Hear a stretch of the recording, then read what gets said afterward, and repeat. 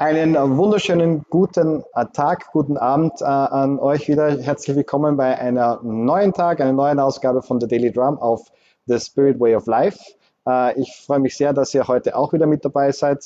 Ich darf heute einen ganz, ganz lieben speziellen Gast bei mir begrüßen. Es ist Strauß Ralph. Er ist zu Hause in Schottland und seines Zeichens Global Brand Ambassador bei Glenfiddich und natürlich ein herzliches Willkommen auch an die Zuseher von Liquid Market und von Falstaff zu Hause.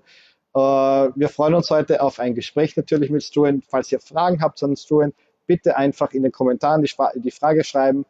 Ich leite es dann sehr, sehr gerne und sofort weiter und wir hoffen, dass wir die Antwort bekommen. Hi Struan, I just introduced you to the people at home. Thank you for joining us today, and we're looking forward to getting some insights on what you do about Glenfiddich, and of course we're gonna try a little bit of the precious liquid that you have displayed here so nicely. So, well, Struan, welcome, and well, tell us a little bit about yourself. Danke sehr. Ich verstehe ein bisschen. Also guten Abend, meine Freunde, and yeah, thanks for welcoming me, Andreas, and it's good to be chatting with everyone in Austria. I think one of my favorite cities to visit over the last few years, and I know Andy and myself have been able to get out and see some of the great bars that are in Vienna. So yeah, like Andy mentioned, I'm here in Speyside in beautiful surroundings. Actually, we're on lockdown in Scotland. I think much the same as you guys are. My house is about 20 miles from the Glenfiddich distillery itself, and yeah, we're actually experiencing a beautiful springtime up here at the moment, which is nice. We can't really maybe enjoy it to the fullest, but nonetheless, we're making the most of it. Thankfully, you know, we still have wonderful whiskies to enjoy, and yeah, things are good. Things are good. That sounds under the circumstances very good. And as you said, you're just around the corner from the distillery, so I'm pretty sure you're not running out of any liquid quite soon. So the whiskey is secured. Actually, you know, in Scotland we have only essential businesses in operation, and so we have the supermarket, obviously all our medical, but also the distilleries are still in production. So actually in Scotland, essential businesses do include whiskey as well. So we're not going to be running out. We're not going to be running out of whiskey anytime soon. So please don't worry. Oh, that sounds good. Because I know, you know, the distilleries are fully running, both Balvenie and Glenfiddich, but I think but visitor centers are closed for now. Yeah, so we're running at reduced capacity, and down at our Girvan site where we make obviously Girvan grain whiskey, we make Hendrick's gin. We're also producing hand sanitizer alcohol down there, so we've been changing slightly the production pattern. That's the same in Tullamore in Ireland. Again, we're making hand sanitizer and reduced production there as well. But otherwise, yeah, Glenfiddich and Balvenie, we have the essential production team and nobody else. Yeah, so it's really on lockdown. Wow. I guess that's the case for many other distilleries in Scotland, and I've seen and heard that a lot of distilleries have switched production to help with alcohol for hand sanitizers. And donating them, a lot of them also, which I think is a great way to go around and assist in any way you can. But for you as a global brand ambassador, it's kind of weird right now being stuck on the ground and not being able to travel, I would assume. Yeah, it's been really, I think, like everybody, very strange to adapt.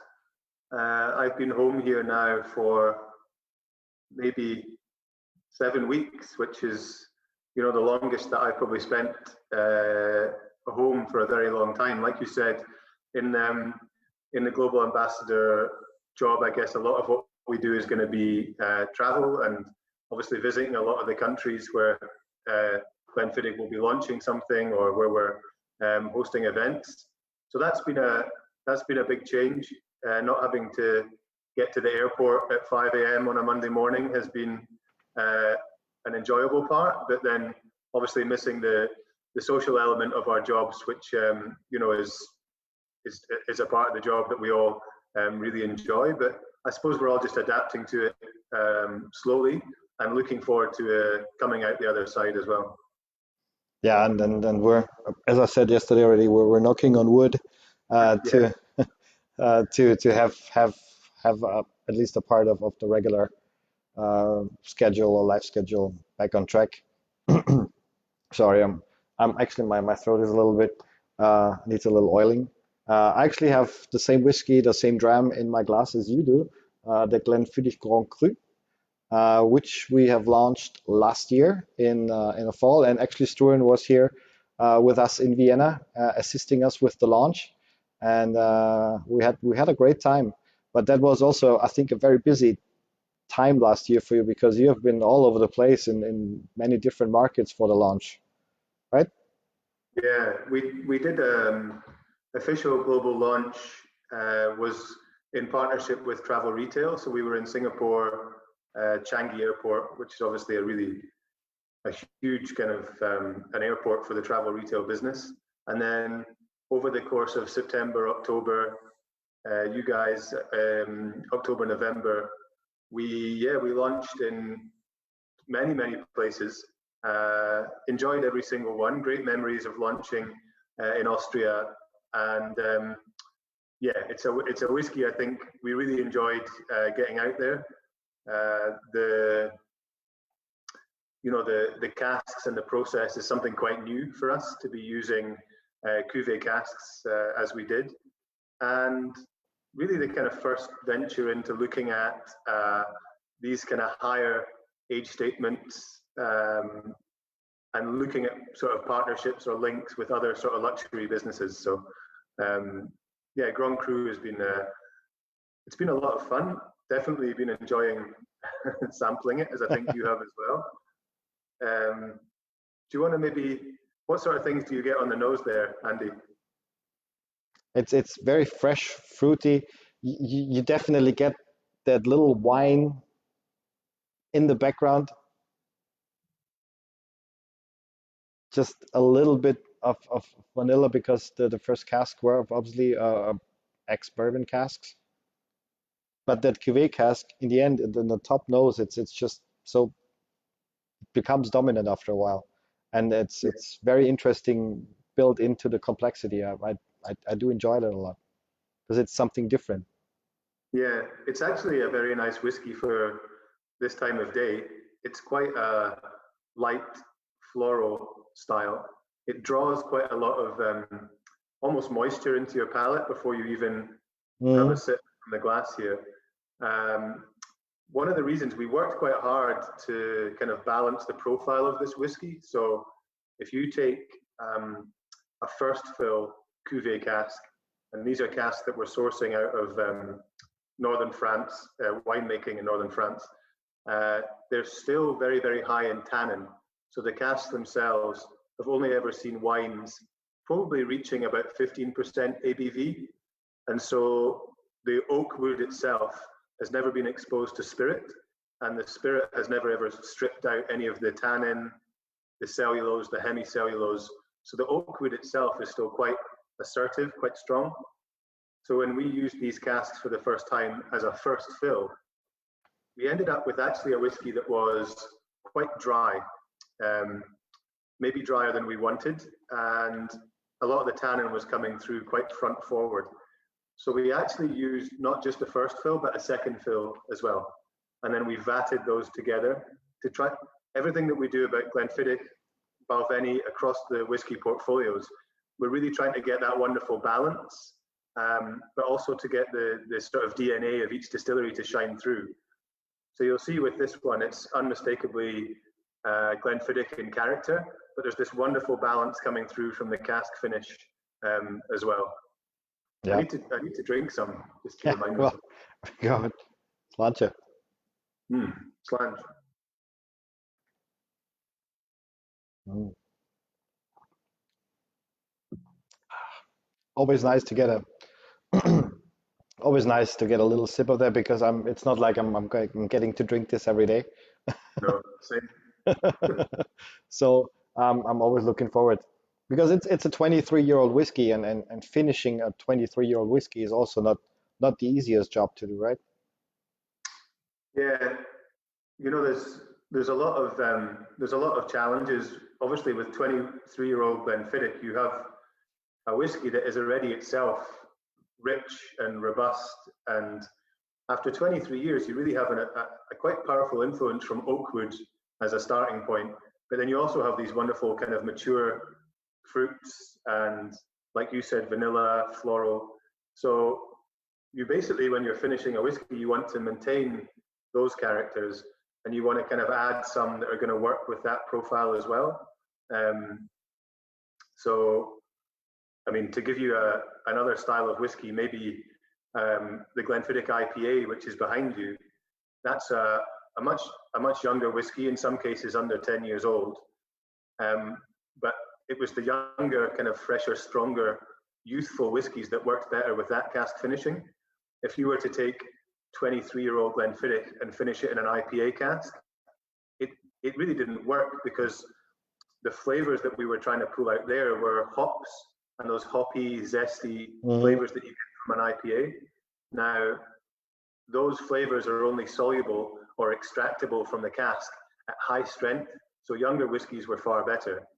In the case of this one at 23 years, it's much more of a mellow process.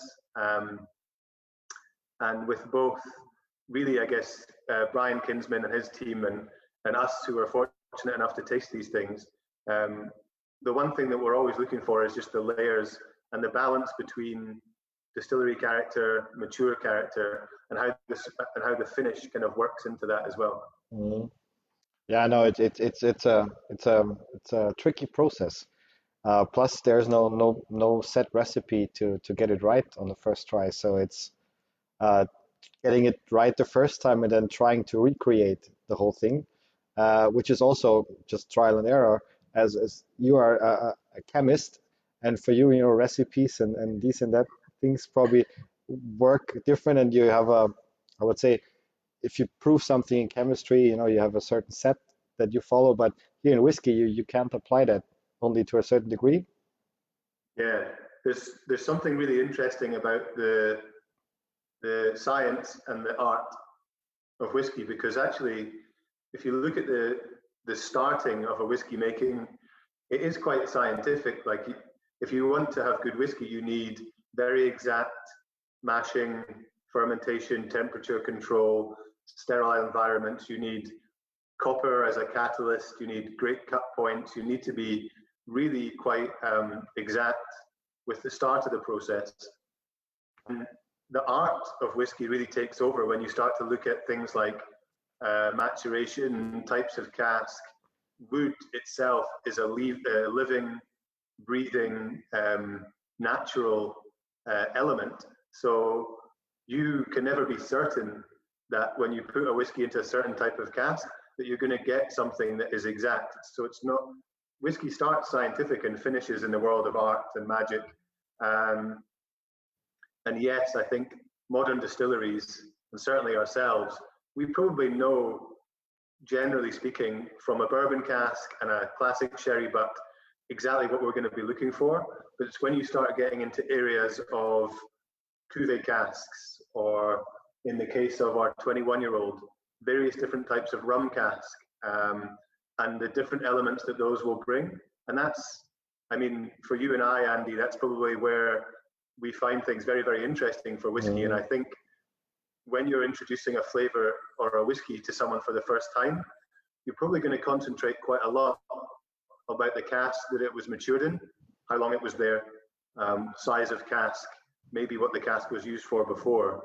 And I think for us in the hospitality industry, definitely those of us that have come from behind the bar, it's a really easy way to convey the flavors and the characteristics of a whiskey, because I think people really understand this phenomenon of, okay, it was in a cask for 23 years, I'm getting that and then a cuvee cask finish, I can kind of understand how that would layer flavors on.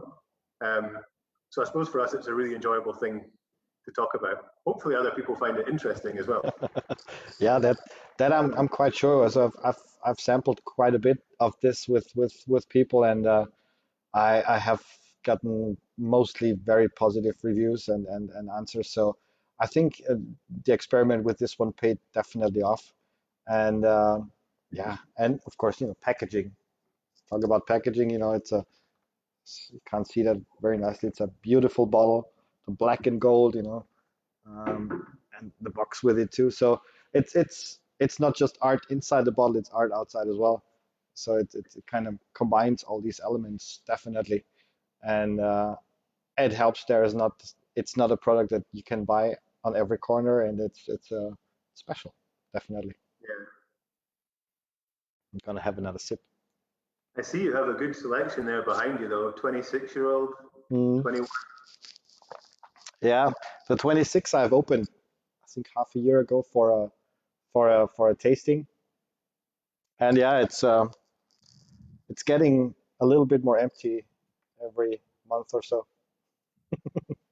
I don't know about everyone else, but I'm finding in my house the 15-year-old, Yeah, if we open one, uh, I'm quite fortunate, as I'm sure you are. I have quite a few different whiskies in the house, but it does seem to be the 15 that goes the fastest. yeah, because first of all, it's a great price value thing, and it's a well done, great whiskey. Uh, can't say it any different, And plus, if you've ever been to the distillery, which I recommend everybody, if you have the opportunity to go to Scotland, visit a distillery and take the tour and take a look at the 50-year-old making process. Soleravat, it's a great experience.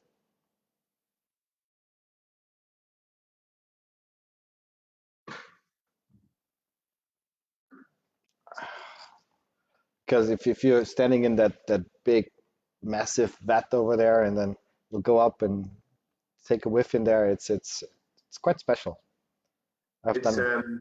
22,000 liters of cask strength whiskey in the Solera vat used to be a wash vat, and is then repurposed, I suppose, and it's been at least half full since 1998. So it's never run dry, and it's a really interesting thing about legacy and flavor, Mm, and we're constantly adding.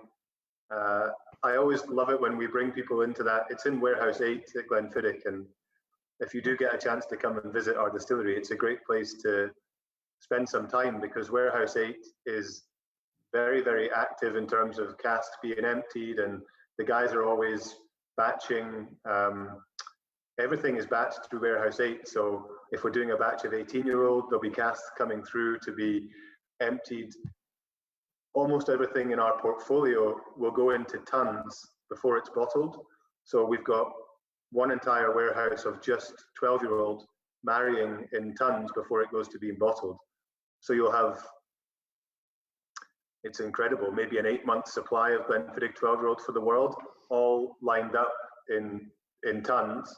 And it's something that the William Grant family actually do as I guess as a priority, or just something that's really important to our whiskey making process, bringing the casks together, but then housing them in most cases, it's actually Portuguese oak tons, and it helps the flavors marry, and it really, I guess the whiskeys get to know each other very well. And again, it comes back to that whole thing about you want it to be balanced, and you want the kind of distillery DNA to really shine through as well. yeah.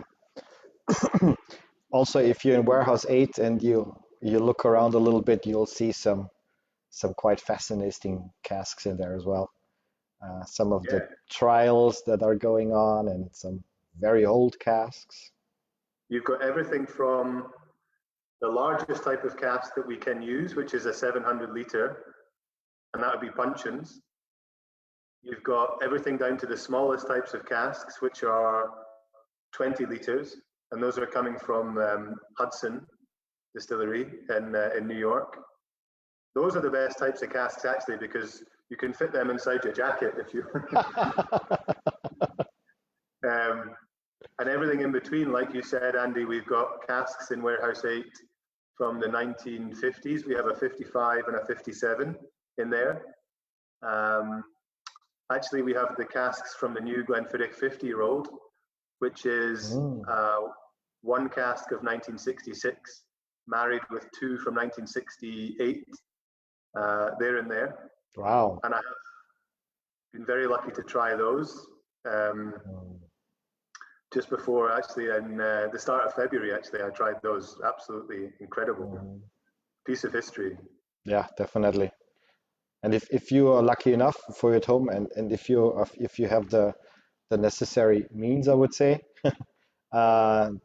you there might be a bottle available next year, hopefully, when it's bottled. So look out for that. That's the sales pitch. Yeah, definitely. I'm not gonna tell you how much it is. No. No. I think people are maybe not focused on 50-year-old whiskey right now, but next year. Yeah, definitely. But with the 15-year-old, you have a great start, and it's a perfect whiskey to get into single malt and have a great understanding of what single malt is or can be, and from there you can branch out, be it a cask strength, be it something peaty, and so on and so on. And I think that's a great whiskey to start with.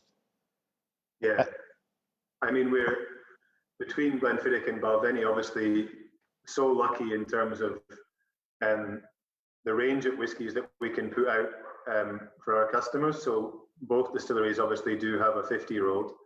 But the one thing I would always say is you can have the exact same level of enjoyment and experience tasting anything through 12, 15, 18-year-old, 21-year-old. The effort that goes into it, the craft, the experience that you have as a whiskey drinker is so much wrapped up in the same bottles, essentially. And also, it's just, I mean, sitting down and getting to know a whiskey distillery through tasting different styles is a great thing to do, especially since I think a lot of us have way more time than we ever thought we would do at home at the moment. Yeah. Certainly, I know you said that you have friends that are starting up tasting kind of packages and things like that. It's a really nice way of, I suppose, broadening your knowledge of whiskey, just sitting and trying more things from a distillery. And we're lucky within whiskey is there's so many great books to read, lots of resources in terms of online, offline, anything you really want to know about how a whiskey is making. It's there's a lot there if you want to delve deeper. Oh, definitely. And it's once you open a box, it sometimes goes on and on and on. It's a never-ending story, and there's something you can learn every single day if you're really into that. But not only if you're not just into that, it's just a very interesting thing, not for just whiskey, because you can learn about other spirits. It's the base process is the same for different spirits, and the process of making it. I mean, distillation is distillation. There's not too much difference with other categories of spirits, but it gives you an understanding and appreciation of the work that goes into making these kind of things. Because it is, I mean, the distillation process itself, yeah, of course, that you can how to say automatize, I would say, and but the rest, making casks, filling, storing, blending them, putting them together, that's work, handwork, art form. And yeah, and I think you spent some time at Glenfiddich, you'll know that we're really fortunate enough with the team there, and how for example, right now a lot of them are still at work, when so many people are not, and we're hugely thankful of their efforts, not just over this sort of tough period, but over the decades that some of them have committed to sort of learning and perfecting whiskey making. And yeah, I mean, I'm so happy now to be based up in this area, having traveled quite a lot over my career so far, to be able to go up and just spend time with whiskey makers and guys that have committed 20, 30, 40 years to just getting really good at, you know, certain parts of this process. And it's, you know, it's great to be able to always sort of raise a glass to them and say thank you. You know, if it's the guys that are, you know, like Ian McDonald, our head cooper, 50 years of building and maintaining casks, which no one else in this industry even comes close to that. So No. But David is now at 57 years, I think, in the distillery. Yeah, 1963 for him. Yeah, it's crazy. And to have that done that long and be at that spot. And Brian, I think, is now what, 22 years, I think, already. Yeah, I know, and still, I mean, for his trade and for his craft, I guess, still relatively young. So it's going to be really interesting to see, you know, what his legacy will be like, you know, when he reaches that, you know, 40 years and 50 years. Hopefully we can stay in our jobs that long, Andy. Well, if I'll do another 30 years, yeah, I'm 72. I'm definitely going to still be drinking whiskey. That I can tell you for sure. Yeah, no, I know we're so lucky in that respect to be surrounded by these great whiskies all the time. You poured yourself a 21, eh? Yeah. Just to give a kind of, for my palate, kind of like the more fresh, going over to the little bit more sweet. Kind of get that the perspective in between, which is all. Because where this Grand Cru is this really fresh, fruity, floral. The 21 is this little bit of sweet, a little bit more fuller, oilier, Caribbean coconut, pineapple, a little bit maybe banana, vanilla. So it's very interesting to compare things all the time. Yeah, and it's testament to how much of an influence a cask finish can have. Yeah. Those whiskies essentially start in the exact same way for their finishes, and then they can be taken in a completely different direction. And like you said, that 21-year-old for me is a dessert whiskey. It's flavors of creme brulee and like vanilla ice cream coming through, but like a really natural vanilla pod. There's also a sort of really nice aroma of tobacco leaf, not burnt but dry, kind of that really nice, almost aromatic flavor that comes through. And it's complex. It's a really beautiful whiskey. Do you know what? I have some here as well. I had a cigar session 2 days ago. I've got good friends in America that make cigars, so we were doing a live tasting with them. So I have to admit, my 21-year-old, yeah, it took a bit of a hit. There you go. We're actually having one of my friends, Reini, from Door 7, where we had the tasting. Yeah, he's actually hosting a very international cigar lounge as well, called Light 'em Up. For you guys at home, if you're interested in look him up, Reinhard Porich. He does live streams as well. But actually, he was asking me, and if you would be interested in joining him on the platform, and you know, there's close to 100 people all the time. He's got international cigar makers there. I think he would be quite happy if you would join him to get the cigar and the whiskey together. Yeah, I mean, we have time for it now. It's definitely been enjoying, you know, it's not maybe as big a part of the culture here in Scotland, like cigar smoking is really as common here as maybe when I lived in America. It's, you know, most big cities would have a few good cigars bars, as I know you guys do in Vienna. There's a couple there, isn't there? Yeah, well, not anymore since we had the ban. Oh, the ban. Yeah, the ban. So essentially, right now there is, as far as hotels or bars or anywhere goes, there's only one smoking lounge left in Vienna, and that's at the Kempinski Hotel. Everybody else kind of yeah, let it go. So, but there's now quite a few very good private cigar clubs. If you we can become a member and have a whiskey there. So most of I know of two where I go sometimes, and they have a nice selection of whiskeys there and other drinks, cognacs. You just go in, have your cigar, and talk with friends and other members. So that's kind of a thing that's getting more popular, definitely. So yeah, it's just, finding the way of getting people together and have an enjoyment, no matter what the medium is, be it whiskey, be it rum, be it cigars. It's enjoyment, and that's. I have my humidor here.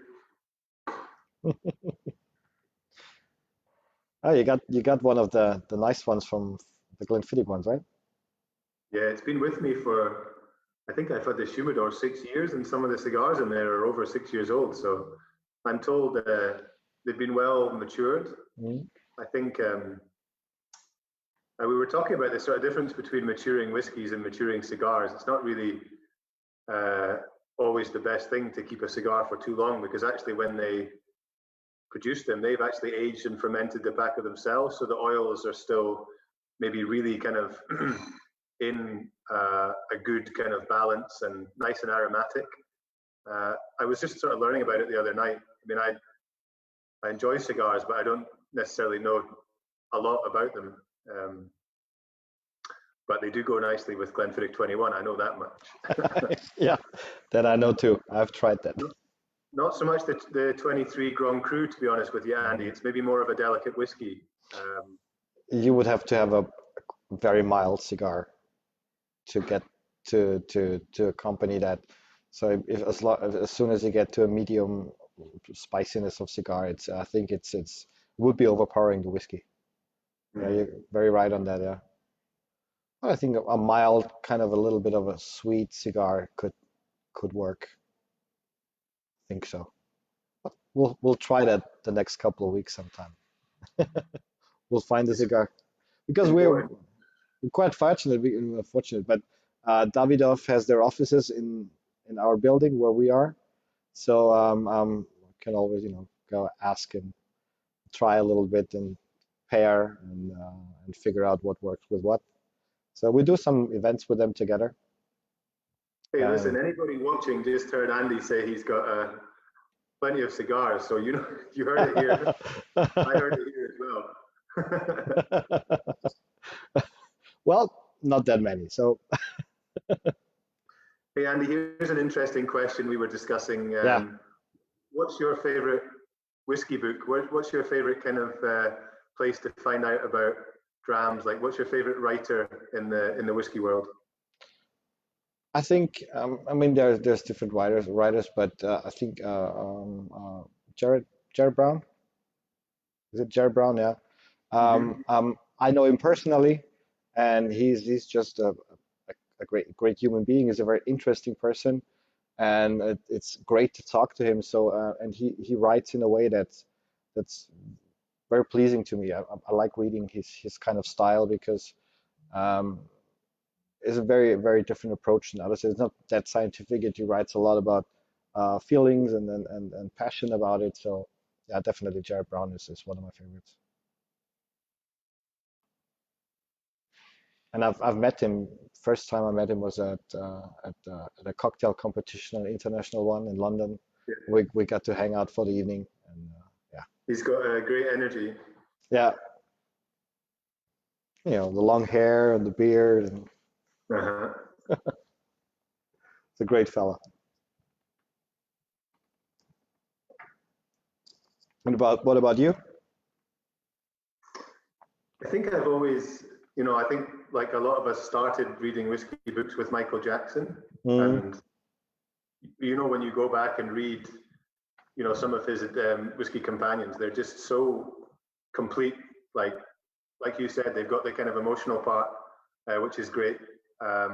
They've got some really nice, interesting stories about, the background to, whiskey legends and things like that. But also they have the bit that we might be interested in, which is going to be some production. And I think probably Tristan Stevenson kept that going with his the Curious Bartender companions. I think these are probably like for our level of kind of knowledge and for our audience as well. Obviously, we spend a lot of time in amongst bars and bartenders, so that level of knowledge that we want from our spirits is probably there. But we're lucky now. There's so many great whiskey books out there, isn't there? Yeah. I think The Whiskey Bible and so there's a lot of literature out there, and I think you just pick one or two and then get a start from there. And also depends on, in Austria, of course, if you have a German translation, which is not always the case. But any book for the start will do if you want to have a starting point. I think, of course, now we're in a day and age where the internet and social media and so on has become a very important tool of conveying knowledge and information. We always say now you're every answer just a thumb click away. And it might not be the right answer, but it's definitely there. Yeah, definitely. So you can get, if you want to dive more into specifics of some certain things, then of course the internet is somewhat a little bit more helpful. But getting, as we said, the passion and stories and so on, then I'll go with a writer anytime before that. Yeah.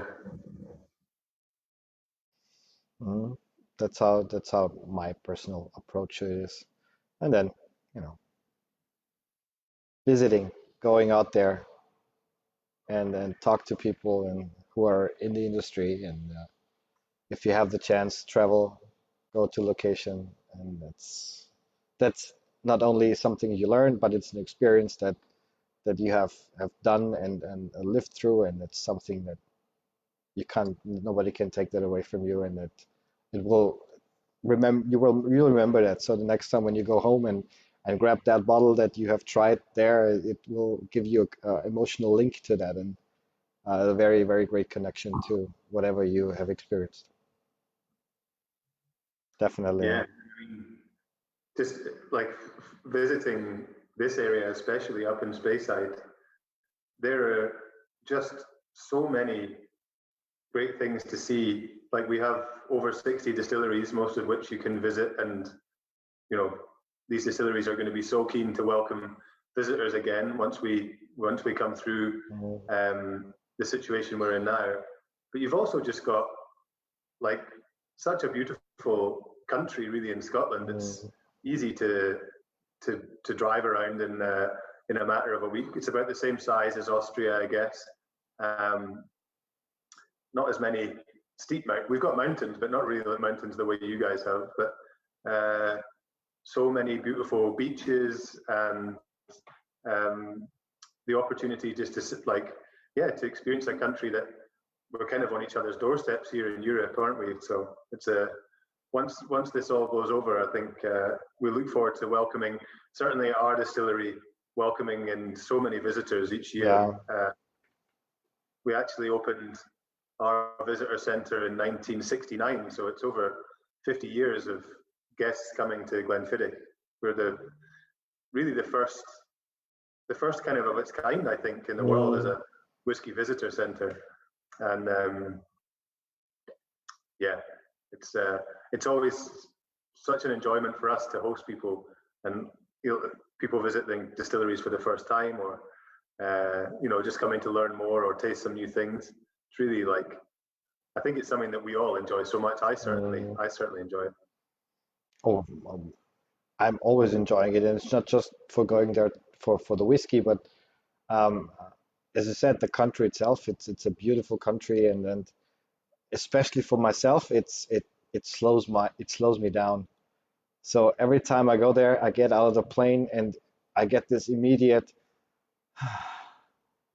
I'm relaxed. It's no rush, no panic, just go on and it's a different mindset. And I like that very much. So every time I have a chance to go, I will go and I'm happy then for a few days just to unwind and have a slower pace. Well, you know, the last, I guess, 7 years of my life, I lived in New York and I lived in London. And now I guess I'm up here, uh, maybe almost 9 months, I suppose, up in this area. And I actually welcomed some friends of mine, some guests from New York, up to the Highlands at the tail end of last year. And we spent about half a day together and they said, there's something's changed here. There's something, you're far too relaxed up here in the Highlands. You know, I suppose there's the opportunity up here just to enjoy things and maybe at more of a slower pace. And, you know, certainly compared to some of the big cities of the world, you'll find that people up in Speyside really enjoy spending a lot of time catching up and also just spending, you know, time on the things that they enjoy doing way more than I think you get to do in a big city. So, Yeah, yeah, it's crazy because definitely. when you have lived in New York, I've visited New York a couple of times, and first time I was there, it was just I got out at the subway in downtown Manhattan. And I got out of the subway at 7:30 in the morning, just got from the airport, and you get out there and it's just like millions of people just rushing by, and I was like, okay, I gotta go sit down somewhere and have a coffee before I do this. And it's one thing about New York, you do need a lot of coffee because everyone is in a rush. Ugh. So yeah, that would I enjoyed visiting and getting to see New York, but not a place to live for me. One thing I enjoy, especially up here, if you're at our distillery, you can sit in the malt bar and restaurant and kind of see over the, I guess, the sort of courtyard of the distillery. Mm. And it's where if I'm up there and I'm going to meet people or I've got, you know, projects that I'm working on, if you arrange a meeting at 1 o'clock, you can see the person that you have a meeting with at 1 o'clock kind of walking down the path, but they'll stop and chat to a few people. They'll maybe go and like, so they will prioritize meeting and talking to everybody that they need to before actually sitting down. And I remember, you know, New York, I think every single meeting that you go to from every like the 1 o'clock meeting straight into the 1:30, and you never really get a chance to actually stop and maybe enjoy the moments that you're doing. Like I lived there for almost 4 years and it went in the blink of an eye because you're so busy when you're there. Um, yeah, we're so fortunate up here just with the lifestyle that you can have in Speyside. Mm. Plus, you're not out of the world. You drive an hour to the airport and you're anywhere you want to be. It's Yeah, easy. Inverness Airport is my favorite airport in the world. Well, It yeah, takes, I think it takes like 4 minutes to clear security. yeah. I've flown up once from Inverness, and yeah, it's not busy. You're just in and out, and you're good to go. I think the only airport that has been quicker so far for me was Isla. Actually, that is a good airport. It's definitely got a good selection of whiskey. Yeah, it's more like a big family home Yeah. building wise. Uh-huh. It's very interesting. Yeah. Oh yeah. Oh well, my dear friend, I'm actually gonna go head off and join my friends for dinner.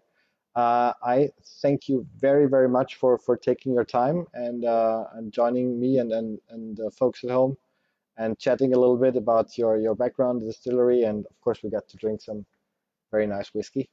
And thank you very much for taking your time. I'm just going to switch over to German real quick. Vielen lieben Dank, ihr Lieben zu Hause. Danke fürs Zuschauen auch heute wieder. Wir sind morgen wieder für euch zu Hause da. Spreche ich mit Andreas Hotter, ist Mixology Bartender des Jahres, betreibt die Bar des Jahres im Zillertal. Das ist das Hotel Engelhof. Würde mich sehr freuen, wenn ihr morgen auch wieder mit dabei seid. Stu and I just tell them about the next few days. if you want to say something, please go ahead. Yeah, danke schön. It was a pleasure to enjoy a dram and a catch up with you, and to get a chance, I guess, to talk Glenfiddich. Yeah, I look forward to the next time we get to do this in person. I think yeah, hopefully. it's been great. Every time I visited over the last few years, I've been lucky enough to come and see you. It's an incredible city, and I look forward to coming and seeing you guys again as soon as possible. And I wish everybody, you know, a safe and speedy exit from the situation we're in. But until then, stay safe, and all the best from Scotland. Thank you. Same for you, and I'm pretty sure I can relate it from everybody that's with me and in the company. Same goes to you, and we would love to have you back again as soon as we can. Cheers, my friends. Slanche. Okay, bye. Oh, finish.